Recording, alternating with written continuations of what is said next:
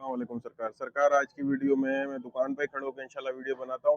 दुकान पे खड़ा हुआ था तो आज लड़की छुट्टी पे है तो मैंने बोला आज के साथ शेयर करेंगे दुकान की लोकेशन भी। और जो खुशखबरी ये है वो भी मैं इस वीडियो में बताऊंगा कि जो विजिट वीजे वालों के लिए 15 जून को जो खुशखबरी की जो खबर है उसकी भी डिटेल बताऊंगा मैं आपको। और उसके अलावा क्या बताना है मैंने आपको कि जो जो जो विजिट वीजे वाले हैं वो लीगल कैसे रह सकते हैं मलेशिया में, क्या तरीकेकार है उसके। तीन तीन तरीकेकार है, वो तीन तरीकेकार भी आपको इंशाल्लाह इस वीडियो में बताता हूँ। सही हो गया। आपको पहले बताता हूँ जो विजिट वीजे वाले एक इंडियन अपना भाई था। अभी उसका पिछले हफ्ते मेरे पास फोन आया, उसने मेरे से पूछा कि भाई मैंने सिर्फ लीगल रहना है, लीगल तरीके जो मलेशिया में लीगल रहना है, सिर्फ लीगल के अलावा अनलीगल नहीं होना है। अब वो जो जो 2023 में आया है वो तो कंफर्म अनलीगल अनलीगल होंगे ना। मैंने आपको आने वाली पिछले वीडियो में बताया कि वो 2023 वाले अनलीगल हो जाएंगे। तो उन मेरे को बोला यार भाई मैंने लीगल रहना है, उसका सिर्फ वे बताओ। तो उसमें तीन तरीके उसको मैंने बताए थे, वही आपके साथ मैं शेयर करूंगा कि उसके तीन तरीके क्या थे। वो पहला तरीका क्या था, पहला तरीकेकार ये है जो पहले जो विजिट विजिट वीजे वाले आते थे और उनका वीजा नहीं लगता था तो उसको क्या बोलते थे हम, यू टर्न वीजा उसको बोलते थे। तो यू टर्न वीजा लगवा लो, तो वो यू टर्न वीजा लगवा लेते थे और वो लीगल हो जाते थे। यू टर्न वीजे में 6,000 रिंगिट लगते थे, मलेशियन 6,000 रिंगिट लगते थे। और यू टर्न वीजा लग जाता था उसका, वो 1 साल या 2 साल चलता था, उसके बाद वो ऑटोमेटिक उसका जो डेटा था वो कंपनी ब्लैक लिस्ट हो जाती थी। तो वो तकरीबन 1 साल 2 साल या 3 मैक्सिमम 3 साल चलता था, उसके बाद वो कंपनी ब्लैक लिस्ट हो जाती थी। समझ गया बात को। वो जो वीजा था वो यू टर्न वाला था। अब मैं बताता हूँ आपको दूसरा तरीकेकार। वो दूसरा तरीकेकार क्या था, जो जो दूसरा तरीकेकार है वो ये है कि अपन ने क्या किया, यहाँ पर आके प्रोफेशनल वीजे में कन्वर्ट कर लिया उसको। जो 45 साल या 48 साल वाले जिनके पास पैसे हैं वो क्या करते थे, वो यहाँ पर आ गए मलेशिया विजिट पे, या अभी भी जो विजिट पे आ गए उन्होंने क्या किया, फिर आने के बाद उसको वीजे को कन्वर्ट करके प्रोफेशनल वीजा लगवा लिया। प्रोफेशनल वीजे में फिर वो ये सेम प्रोसीजर है, प्रोफेशनल वीजे का भी वो जाके आप अप्लाई करते हैं तो उसके बाद वो जो रजिस्ट्रेशन होती है उसकी आपको एक स्लिप मिल जाती है, बाकी पुलिस पकड़ लेती है या रेंजर्स पकड़ लेती है तो आप वो स्लिप दिखा सकते हो कि हाँ भाई मैंने वीजा अप्लाई किया हुआ है। वो पूछेगा कौन सा वीजा अप्लाई किया हुआ है, प्रोफेशनल वीजा अप्लाई किया हुआ है, तो वो प्रोफेशनल वीजा लग जाता था। ये दूसरा वे था, सिर्फ लीगल रहने का तरीकेकार था कि मलेशिया में जो विजिट वाले थे और उनका वीजा नहीं लग रहा तो वो क्या करते थे, वो इस तरीके से लीगल रहते थे। एक जो पहला था, पहला जो सस्ता जो था वो था कि आपने यू टर्न लगवा लेना है। सेकंड वाला जो ऑप्शन है अपने पास वो अभी भी है। जो पहला वाला जो ऑप्शन है यू टर्न वाला वो खत्म हो गया है, अब नहीं लग रहा हुआ, अब वो वीजा नहीं लग रहा, यू टर्न वाला वीजा नहीं लग रहा। जो सेकंड ऑप्शन है, सेकंड ऑप्शन जो क्या है, जो प्रोफेशनल वीजा वाला, जो प्रोफेशनल वीजा वाला जो सेकंड ऑप्शन है वो अभी भी है, वो अभी भी कन्वर्ट हो जाता है और वीजा लग जाता है। प्रोफेशनल की एक स्लिप मिल जाती है, उसमें पैसे ज्यादा लग जाते हैं और वो वीजा लग जाता है। कहने का मकसद है उसमें यहाँ पर मलेशियन तकरीबन 14,000 या 15,000 रुपए लग रहे थे। आज से 1 से 1.5 महीने पहले मैंने मालूम किया था वो, क्योंकि मेरी लाइन नहीं है, मगर ये कि मेरे को पैसों का मालूमात है। 14 से 15,000 रैंकेट लग रहे थे, रैंकेट मलेशियन, और वो 14,000 रुपए तकरीबन लगते हैं और वो प्रोफेशनल वीजा लग जाता है। वो 2 साल का एक साथ 2 साल का लगता है। ये दूसरा तरीकेकार था जिसमें अपन यहाँ पर मलेशिया में लीगल रह सकते हैं।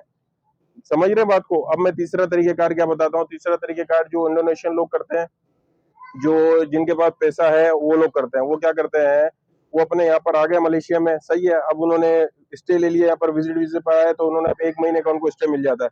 1 महीने बाद रिन्यू कराया 2 महीने का, 1 महीने बाद फिर रिन्यू कराया 3 महीने का, 3 महीने का तकरीबन आपको जो स्टेन होता रहता है, स्टेन होता रहता है, स्टेन होता रहता है। 3 महीने के बाद जब वो डेट खत्म होने से पहले पहले वो क्या करते थे, सिंगापुर चले गए। सिंगापुर पे चले गए, वहां पर रिन्यू हुए, एक दिन वहां रुके होटल में और एक दिन के बाद फिर वहां पर मलेशिया आ गए। जब वापस फिर मलेशिया में आए तो फिर विजिटर हो गए। तो ये अभी भी ये तरीकेकार मलेशिया, ये तरीकेकार जो है वो इंडोनेशियन लोग, जो मेरा स्टाफ है खुद का स्टाफ, वो अभी भी यही कर रहा है। जो यहाँ पर जो अनलीगल नहीं रहना चाहता, वो जो जिनके पास जो पैसा थोड़ा लगता है ना, इसमें जाने आने में टिकट लगता है आने में, क्योंकि इंडोनेशिया का जो टिकट है वो 100 150 रुपए का, 200 रुपए का, 300 रुपए का टिकट है। यहाँ पर आना और जाना 300 रुपए में हो जाता है। अपना तो 2,000 रुपए लग जाते हैं वहाँ पाकिस्तान जाने में, मगर इंडोनेशिया लोगों का ये कि 2,000 200 रुपए 300 रुपए लग जाते हैं। बाकी जो सिंगापुर है उसमें भी इतने पैसे नहीं लगते, उसका टिकट भी सस्ता है। तो क्या गया, सिंगापुर चले जाते हैं, सिंगापुर से फिर वापस आ गए अपना जाके, फिर वो कहने से पूरा साल इसी पे गुजार देते हैं।